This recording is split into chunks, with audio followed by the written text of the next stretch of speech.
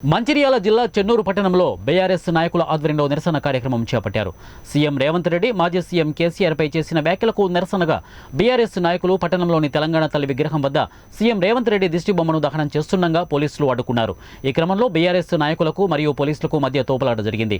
పోలీసులు ప్రతిఘటించి బీఆర్ఎస్ నాయకులను చెదరగొట్టడంతో పరిస్థితి సద్దుమణిగింది. ఎలాంటి అవాంఛనీయ సంఘటనలు చోటు చేసుకోకుండా పట్టణంలోని ప్రధాన కూడళ్ల వద్ద పోలీసులు పహారా కాస్తున్నారు.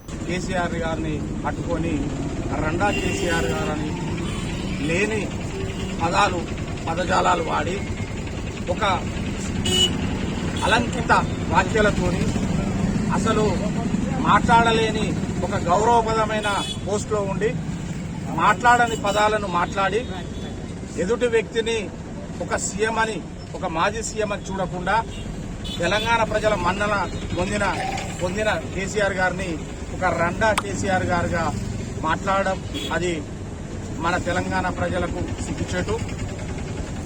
ఎప్పుడు కూడా మీరు మాట్లాడిన మాటలే అంటే చిత్తగట్టేస్తాం, దొంగ పెడతాం, సంపుతాం, సావగొడతాం అని ఈ పదజాలాలతోని ఒక మంచి వ్యక్తిని కేసీఆర్ గారిని ఇష్టం వచ్చినట్టు మాట్లాడడం ఇది తెలంగాణ ప్రజలకు మంచిది కాదు.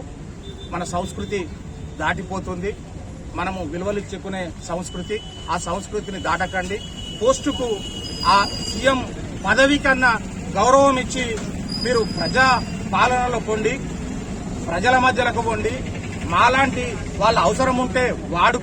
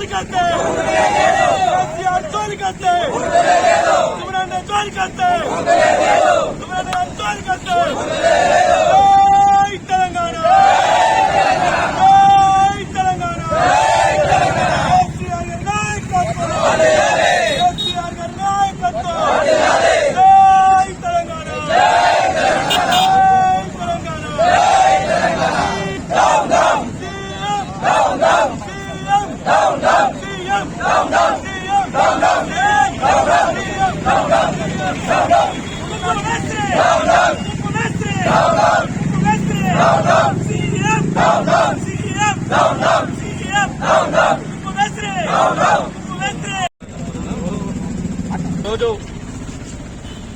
తెలంగాణ ముఖ్యమంత్రి మరి రేవంత్ రెడ్డి గారు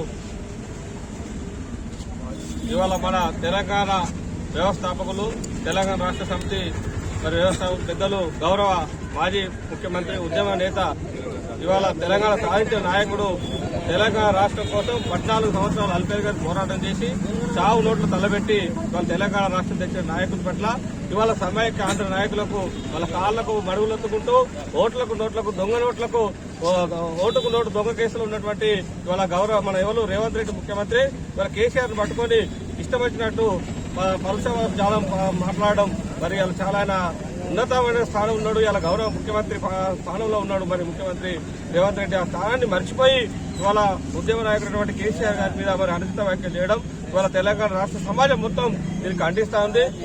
ఈ రకంగా గిట్ట ఉన్నట్టయితే మరి వాళ్ళ రేవంత్ రెడ్డికి రానున్న రోజుల లోపల దీని పరిణామాలు ఎదుర్కోవాల్సి వస్తుంది. ఖచ్చితంగా టీఆర్ఎస్ పార్టీ మరి ప్రజా ఉద్యమాలు చేయడం కొత్త ఏం కాదు. గత 15-16 సంవత్సరాలకి తెలంగాణ రాష్ట్రం అల్పేరుగా చేసిన పోరాటం చేసినటువంటి నాయకులు, కార్యకర్తలున్న ఈ యొక్క బలమైన క్యాడర్ ఉన్న పార్టీ టీఆర్ఎస్ పార్టీ.